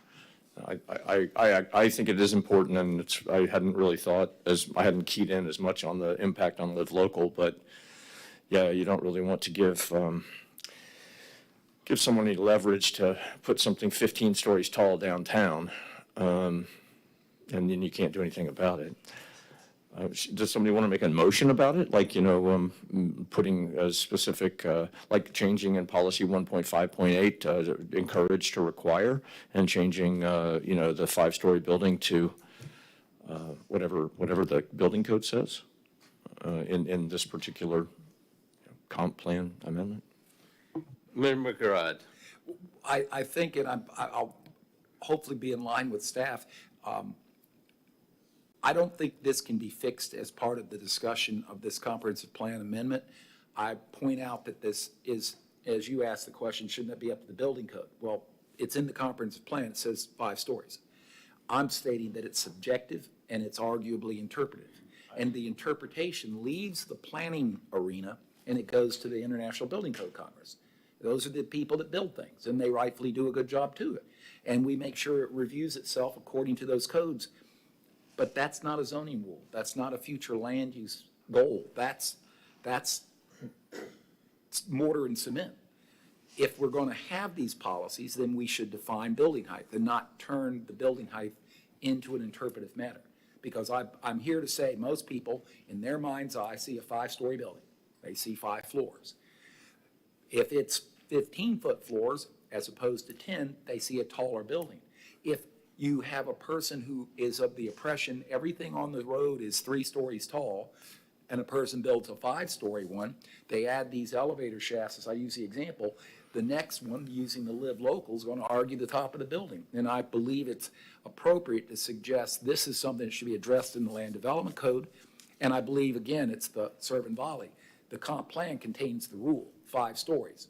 I think the Land Development Code should address what's a story. It's not a fable, it's a height. And if a height is what you're dealing with, then use terminology objectively. Maximum building height should be absolute building height, inclusive of all accessory structures.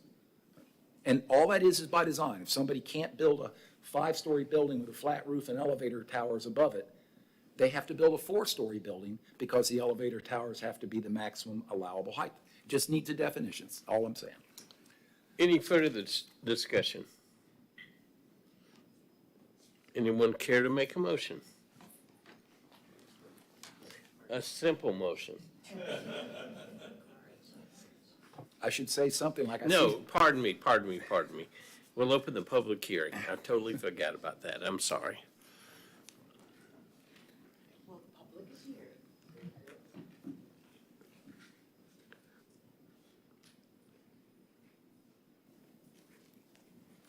Tony Schiffalo, Historic Norwood House. I totally agree with these two gentlemen over here and their concerns, and yours also. I think you're asking very good questions about this. I would like to point out that those condos across from the high school on the river, 5 stories, I'm going to ignore it anyway, 5 stories on top of a parking garage. So that to me is like 6 stories, and I thought the limit was 5 stories. But I'm not here to talk about that. I'm here to talk about the city's romance with Kimley Horn. I think it's like letting the fox give the rules for the hen house when you're going to let Kimley Horn, who represents the item that was tabled tonight, their name is on all the other documents for that that section of, what's it called, the registry. They come in here and represent the developers, and then they come and write with staff the suggestions for the goals, the objectives, and the policies. Now, I'm pretty upset about what's going to be coming at you when West Titusville gets brought before anybody, because that's my neighborhood. But in general, I just wonder why we allow this obvious conflict of interest, and we're going to be transmitting to the state suggestions, policies, objectives, and goals written and changed or modified, eliminated, or written in by the same people that come before you representing horrible ideas for developments all over this city. It just seems to me that it's really wrong. And Mr. Parrish keeps telling me, Ms. Schiffalo, when it comes time to write the ordinances, then we'll adjust things. I think that's too late. I think we ought to be dealing with stuff now. What is the height of a 5-story building? And already we're allowing, Woody Rice stood in here and he's got a project over there across from the marina, 10 stories, because we've got those atrocious condominiums on the bridge that are 10 stories. And I know that was a prior group of people that allowed that to happen. But now with the Live Local Act, we're not going to be able to stop it from happening all over, because anything within a mile, Lord, I love Titusville, because no matter what you want to do, where you want to go, there's no place more than 5 miles away from where I am. And there's hardly any place that's going to be more than 1 mile away from those 10-story buildings, especially when those 10-story hotels get put, and you made allowances for down at the old Sears place. There's going to be some tall buildings there too. So they're spreading all over town. And now we're going to have this. Why do we allow Kimley Horn to write the rules and then come in and represent the developers who are going to benefit and profit from those rules? And the incentives that are written into these plans are pro-development. They are not pro-citizens nor pro-protecting the neighborhoods that are existing in Titusville already, and it certainly doesn't represent the opinions and the desires of the population who vote for people. Thank you. Thank you. Any other cards? No, sir. I don't think you are the only one here. Okay, back to the commission. Anyone care to make a motion? I make a motion that we ask the city, or we request that the city define the height of a building and a story, the height of a story, where stories are referenced. And the definition of the top of a building. Is there a second to the motion? Are you suggesting that motion as part of a change to the comp plan policies, or is that something that we would work on in the next stage of this? Because the next stage would be coming back to you with code changes to help implement these policies. Could we do both? So I would refrain from putting regulations inside the comprehensive plan and leaving the comprehensive plan to be written in such a way that's more broadly to allow you flexibility. The details of regulation would be put in the code. So if we're going to put a definition of what a story is, I would put that in the code. That's my recommendation. If your recommendation is put it in the comp plan, I would suggest maybe we come up with something now that we can bring before city council then. Some kind of term or whatever that defines what that story is that you believe is acceptable to put in the comp plan then, if that's the route you're going. Member Garrard. To speak to the motion,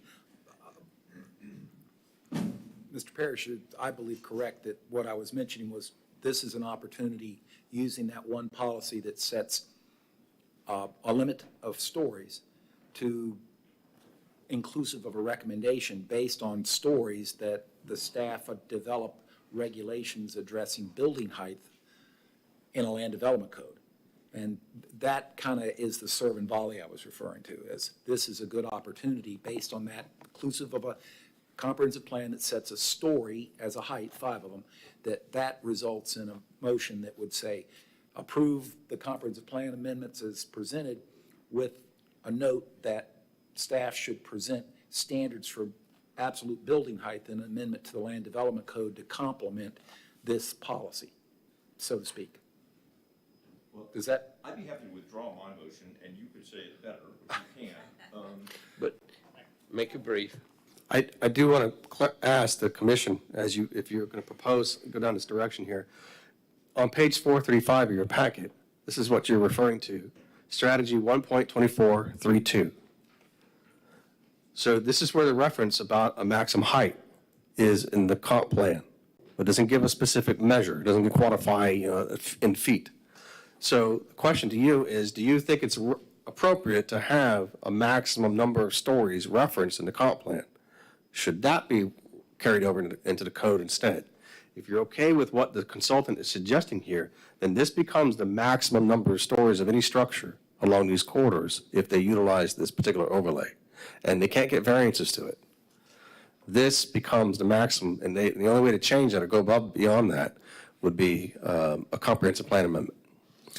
So, but that said, let's say we keep it there. Now we come up with a new measurement, an actual standard of how that's defined with definition of what a story is and a measurement.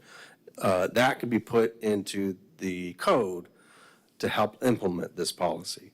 But let's say for a scenario, you've got a multifamily development that's going to come in. They're going to utilize these policies and implement the code and do what we're suggesting here as a redevelopment opportunity. And they're going to put in a 5-story structure. And the first floor is going to be 20 feet tall, and the next few floors are going to be 10 feet tall each. And I guess it's a typical mixed-use development. You have first floor commercial with, residential on the top, above it. That could result in a pretty tall structure. So those kind of scenarios are best left to address in the code as a regulation to help to address those scenarios that we don't anticipate. But Because if you see it here in the plan, then somebody says, what's 5 stories? And you say, see the code. yes. Okay. Well, may I rephrase that to say, I think we should direct request that the council define as soon as possible in the code exactly what a story is and how tall a 5-story building is. We could do that. So your motion, your recommendation to city council to go forward with the policy as written. But, I'm sorry, but to define it better, define what that is in the code. Yes. Is that Does that what I heard? sound okay Chelsea? to everybody? Mr. Grodd. I think what the motion seems to be doing is asking for approval of the changes as presented with the condition that city council develop a land development code regulation defining stories in height by absolute building height as opposed to generalization stories. And then the lead is it's in the comp plan story, so now we need to have a condition that says you have to address it in the land development code. What is the story? How tall is the building? Is that simple? Yeah. Is that what you wanted to say? Yes. Me it is. And may I also ask, did you have a But concern to? you gotta reword that so Kim can, So your recommendation was to go forward with the approval with the condition that council develop an LDR defining the story and height of a building? Yes. But how that's calculated and what it is and how it's calculated, including okay, Member Grodd. Pertinences? And for the motion maker, the consideration on the policy I mentioned about taking the word encourage regarding use of native trees and removing encourage and supplementing it with require. I agree with that. Can I include it in my motion? I don't know where I was. I'm trying to find the page. It's page 427, the last policy, 1.5.8. If I may, I'd like to, if you're going to go forward with that kind of, with that motion, because that's going to be very restrictive, I would recommend maybe require Florida-friendly and Florida-native landscaping on the majority of a site, or a majority of the landscaping shall be Florida-friendly, or something along those I lines. think that fits the discussion that was affords, because you do want to have the latitude for people to plant decorative stuff. It doesn't have to all be native, so I agree with what you Yeah, said. that's true. Yes. Okay, Does that sound like what you wanted to say? Yes, it does. would you clarify and restate the motion, including all these points? So I guess the motion is that we recommend approval of this document with the changes or the stipulations that the height, the total height of a building and the height of a story be clearly defined, and that we encourage native plants or Florida plants or Florida-friendly plants to a majority, that we require a majority of the plants to be Florida-friendly or Florida-native. Well, actually Florida-native, a majority of them to be Florida-native, because Okay, Kim, do you understand that motion? Yes, sir, I do. Okay. Is there a second? I'm glad you Second. do. Okay, any further discussion? Member Grodd, any further discussion? Any further discussion? Roll call, please. Member Gerard, Yes? Member Childs, Yes. Secretary Grant, Yes. Member Rogers, Yes. Member Faison, Yes. Chairman Richardson. No. And my no is stated for the example that Ms. Chiflo reported. How can you have a consultant develop a comprehensive plan and all of those other documents? And I know they changed names, they were bought out by Kimley Horn, and then they represent the developers. That's why I voted no, and I stand by that. When will council hear this? The 13th, next Tuesday. Okay. Okay, next item, election of officers. I assume you've read the rules and regulations that are stated in the bylaws. first office will be the chairman. Anybody want to make a motion? Let's see, who's first? Member Rogers. I'd like to nominate myself. I'm just kidding. I move that we nominate Chairman Richardson to I second his continue nomination. as the chairman. All the lights went out all of a sudden. They lit up like a Christmas tree. Any other nominations? Well, that's 3 times. Any other nominations? Roll call, please. Member Faison? You got to think about it. Always the comedian. I apologize. I was talking. Who are we voting for? Chairman. Yes. Yes. Member Gerard? Yes. Member Rogers? Yes. Member Childs? Yes. Secretary Grant? Yes. Chairman Richardson? You want to vote? I guess. Yes. Okay, next office is vice chairman. Member Grodd. I'd make a recommendation, the current vice chairman. Motion, not a Motion, recommendation. I'm sorry. Motion, current vice chairman, Mr. Alton, remain vice chairman. Okay, any other? Second. Member Grant, no? I was gonna All second. those buses went out again.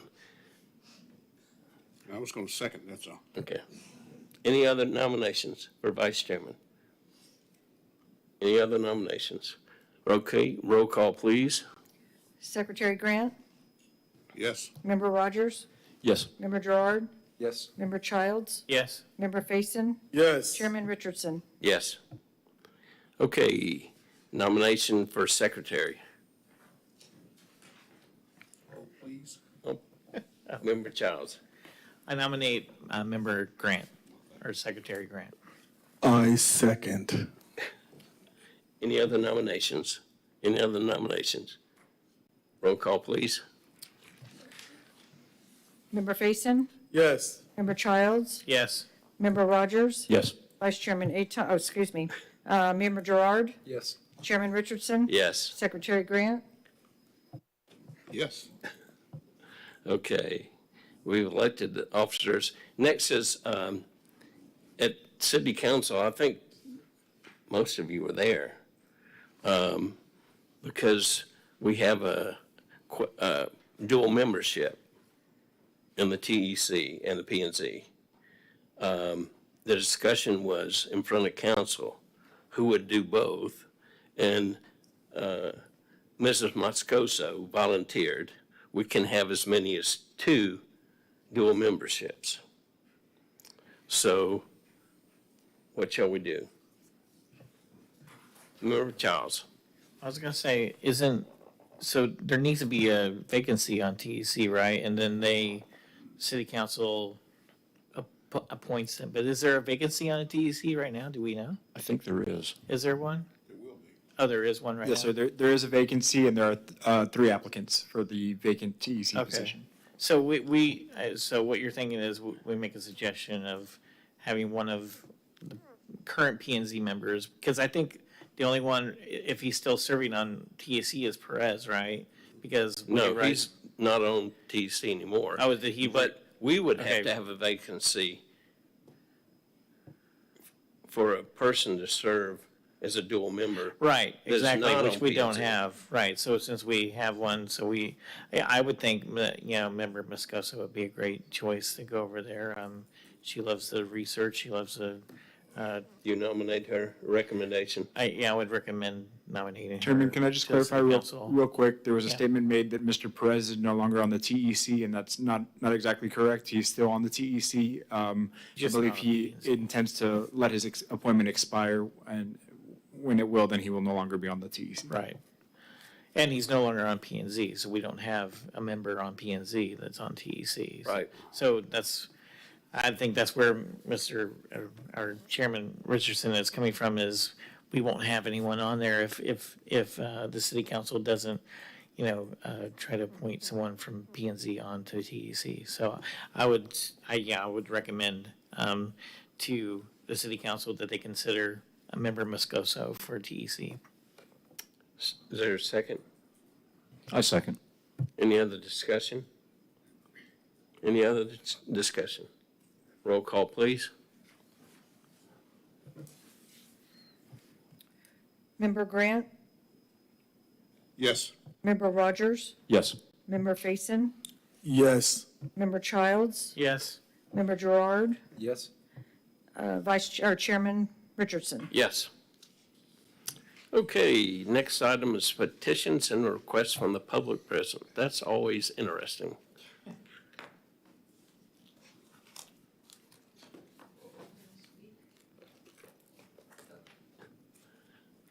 Tony Schiffelo, the historic Norwood House. I'm here right now to just kind of display my, let's call it what it is, my ignorance about the way zoning works. You know, it just seems to me that when a property owner, when a prospective buyer looks at a property and they see what's going on all around in their community or the neighborhood, that it's fair to presume that it's going to be, if it's zoned single-family residential, it's going to be single-family residential, even if there's an empty property over here because the house was urban renewaled or something, and not expect that somebody's going to buy that property that is zoned single-family residential and then come before the planning and zoning committee and say, I want to put up a multifamily unit, and I want the zoning changed. You know, it just seems to me that that's unfair. And specifically, I'm looking at the land that was zoned up there near the parish hospital, that was zoned for hospital and medical facilities, and now it's presenting, somebody bought it knowing that's what the zoning was, and now they want to change it to put in multifamily units. And totally change that whole thing. It just seems to me that that's not the way that people can buy a place and plan to make a home, maybe have kids, send them to school, raise a family, have their kids bring their children back to play with the neighbors across the street. That happened in my neighborhood. My across the street neighbor and my across the street neighbor here, their kids went to high school together, and now they bring their children home to grandma and grandpa's, and they all get together and play. And that could be just totally changed because some people that own a couple of houses over here have sold them now, and the lot's been cleared, and now we're going to have this multi-family unit, which primarily would be probably a lot of times renters. I know the trend is a lot towards condominiums, but not everybody can afford to buy anymore. So there's a lot of, just a lot of transient residents when zonings are changed willy-nilly. And I just don't understand how or why that happens. So I'm gonna take that Citizens Academy, and I'm going to learn some things, I think. So thank you very much for letting me come and speak with you and to watch your process. And I love the deep thinking that goes on over here. Not that there isn't deep thinking over here, too. Ms. Shiplow, hold on. I have a question for you. Yes, sir. Because I really love your question. One of the things that will never be made again is land. And as people kind of move to Florida, segue right quick. Did you know, I think 2 years ago, an article came out that said that 1 in every 10 mortgages written in America was written for the state of Florida. Wow. 1 in every 10 in America was written for the state of Florida. So the one thing that isn't being made anymore is land. And so that land was originally zoned for single family in your example. A lot of it's gone. A lot of it's gone. So there's still a need, though, to house those same people that are coming here. There's still a need. And so my question to you is, how do we fix that? I think I will be better prepared with an answer for you at another time, but just off the top of my head, I think what we should do is very carefully consider when developers come and want to change the zoning of a specific area, that we really listen to the residents around it. And I think that perhaps we need to limit the number of units that are allowed to be developed. We've developed all the highland, and now what we have left is a bunch of wetland marsh, what I call swamps and marshes, that aren't really desirable, but are allowed to be filled in, they're not desirable for building until you fill them in. Right. And therefore, you're ruining the ecology and the environment. And of course, I'm kind of a fatalist. I think it's too late to save the environment. So perhaps it doesn't matter that you would allow the zoning to be changed to more more dense zoning in areas, because I understand you have to expand the tax base, but we're not charging adequate impact fees on developers. I think one way that we could help the existing people allowing for the change is if there were higher impact fees that the developers were putting toward increasing the infrastructure, so that we don't have the sewage lines that are not adequate, that we don't have roads that are adequate, that we have schools that are adequate for the numbers of children that are coming in. So I would think that by carefully examining what developers want to do with the properties that they are acquiring, and perhaps make them, if you buy an area that's zoned hospital industrial, maybe you should have to hold on to that zoning for a number of years before you could get it changed. You buy a property that's a single-family residence. I own an empty property, and people are always asking me, what are you going to do with it? What are you going to do with it? Well, under the current things, I could divide it into 3 lots and cram 3 houses on there. But really, what I want to do with it is I want to sit in my yard and look out and see the trees that are standing there. That's what I'm doing with it. So, but perhaps maybe when I bought it, I should have to keep the zoning that it had when I bought it. I should have to maybe keep it for a number of years. And then it would be like the building height. How are you going to determine that? How many years should I have to hold that property with the current zoning that I bought it under?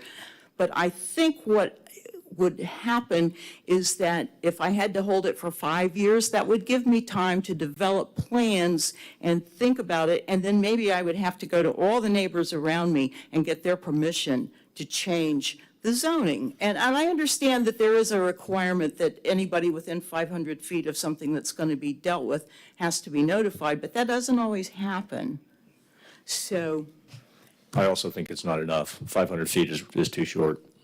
well, yeah, opinion. because more people are impacted than just 500 feet. I mean, this room is practically that, But, so I think perhaps the distance that people should be notified of changes, and perhaps when people buy property, they should have to hold the zoning that it has for a requisite number of years before they can ask for a variance or a change. Thank you so much. for your Member answer. Faison, No, I was saying thank you for her answer.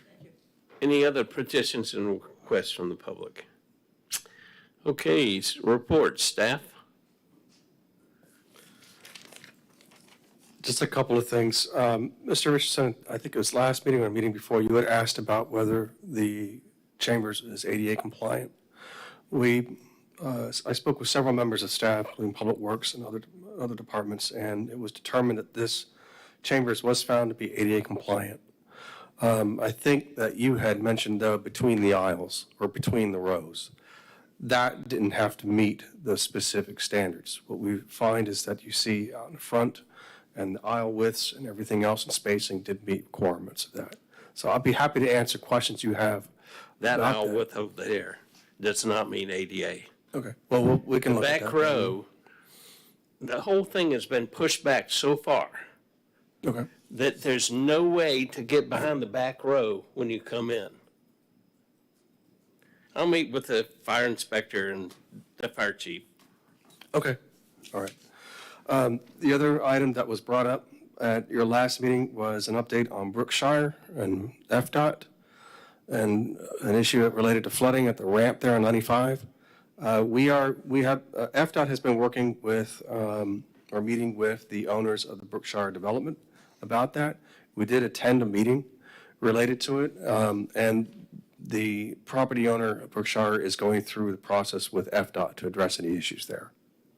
That's the most up-to-date information I have regarding that. Member Rogers.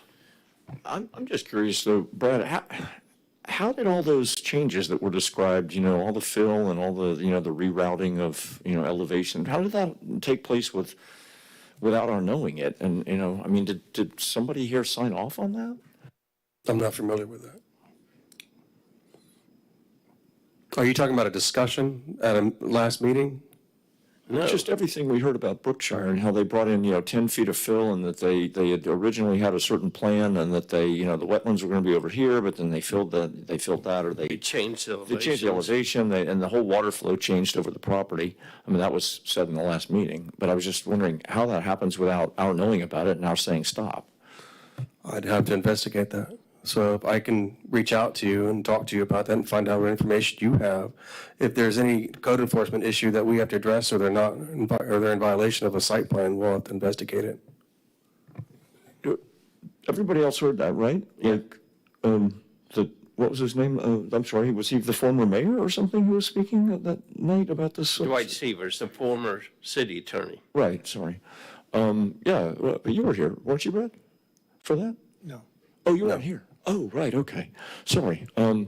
Yeah, he was just, he laid out very carefully quite a bit of information about the original, I He guess. provided a packet of Yeah, photographs and documents. So if I may, that's what I was referring to this afternoon or this evening with Verona.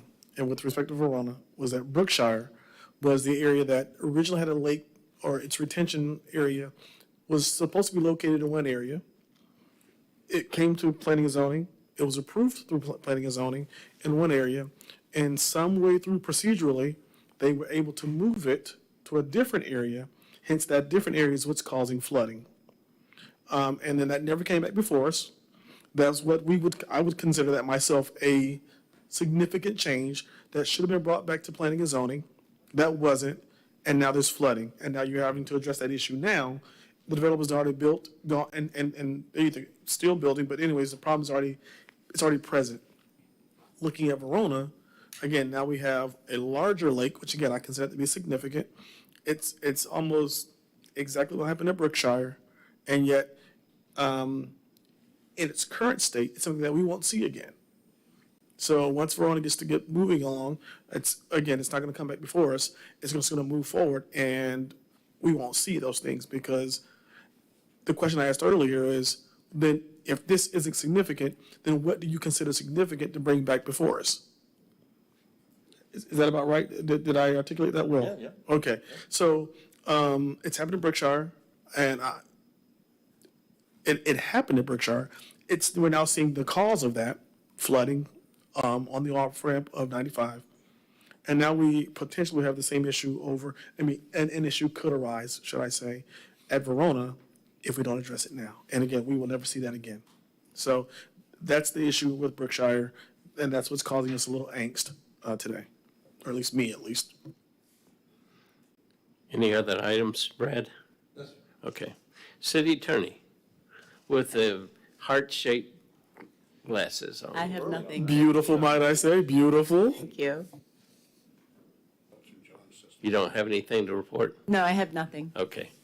Chairperson, I would still encourage the members to drive around every couple of weeks in the neighborhoods. And you'd be surprised what has happened to tranquility. I call it Mojave. But take when they're coming back from NASA, take a right-hand turn into tranquility. You'll be surprised. I'll leave it at that. Well, will we be surprised because possibly some of the things that they were told to do, they haven't done? Or maybe they have done some things that they were told not to do? I'll leave that up to y'all. And if so, do we have people who, like, I'm kind of beginning to get the impression that maybe the master plan that we get is kind of like your kindergartner's picture of you that gets hung on the refrigerator. Here it is, like this, and then, later, and then later it's something else, and, and we don't ever know. And we're like, oh yeah, that's fine. We got that piece of paper. We're good to go. I mean, I hope somebody's going out and checking stuff. I really do. We check with our inspection process all the time. So, Mr. Rogers, what specifically are you looking for in detail that we brought? Well, it's water flow, over at Brookshire, onto flooding, an federal interstate highway, and it's a long time ago, rumors of tree destruction at Tranquility that came up in this very meeting. Yes, so let me address that. So you have a citizen coming before you, and we also have citizens who call us who with complaints or concerns about things not being done correctly. We investigate all those requests. So we have information that's brought before you. We have to have time to investigate it. Now, the issue that was brought before you about a year ago with Tranquility, we investigated that, and we addressed it. And we didn't see an issue because they were following all the rules when we looked at it. It did not look like that to you when it first brought to you, but we did investigate. We have to have an opportunity to investigate complaints that are brought before us. If we determine that they are not in compliance with approved site plans, then we have to ask them to make those changes or amendments to those site plans. And then we have to make a determination of whether it's an administrative amendment, and then doesn't necessarily have to come before you. If it is determined to be substantial, and they have to come back, and if it's a plat, for example, it has to be amendment to the sketch plat, then that does have to come before you. So the city's code lays out how that works. So you're not going to see every change that comes before you, but if it is something that's substantial, it would have to come back before you. So again, I'd have to investigate that to give you better answers. Just drive around. Any members report? I'll take the brightest side first. Deepest. There used to be something on Saturday Night Live, Deep Thoughts. I said every smart thing I had to say. I'm done.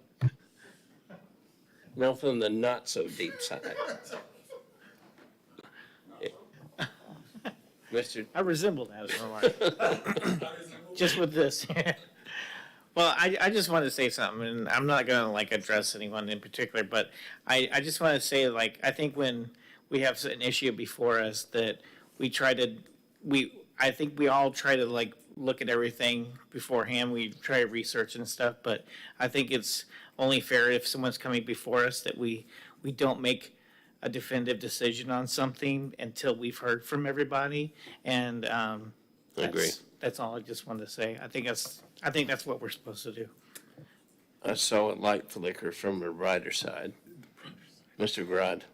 I would at least advise the members, if you have an opportunity on February 14th. Get some some flowers. I'm pretty sure it's February 14th. The Thousand Friends of Florida have a broadcast, so you have to Google and join the broadcast of the legislative update after the legislature finishes. And there's some very interesting legislation. If you thought last legislative session gave you interesting rules, parenthetically, live local, take a deep breath, because this one's got even more of the like kind, and some of them are outstanding. But I will say, regardless of how people feel for or against the purpose of the Thousand Friends of Florida, they put on an excellent review of the legislation, the good, the bad, and the ugly of it. So you just find Thousand Friends of Florida, and I'd ask Brad if I can forward the link, I'll be glad to. And it's usually at lunchtime, so you can have a sandwich at your table while you're watching it. I just forwarded it to everyone. So Perfect. Thank you. Oh, and I wanted to say one more thing. Happy birthday to my youngest daughter, Penelope. She is 5 years old today. She's my youngest daughter, and I just wanted to get that in before, so I didn't get in trouble, because I did come here. She went to sleep before I left. All right, last but not least, We were facing in the vein of your daughter's birthday, today is National Send a Card to a Friend Day. So send your friends a card. if you have any. Yeah. Okay. Anything else? This meeting is adjourned.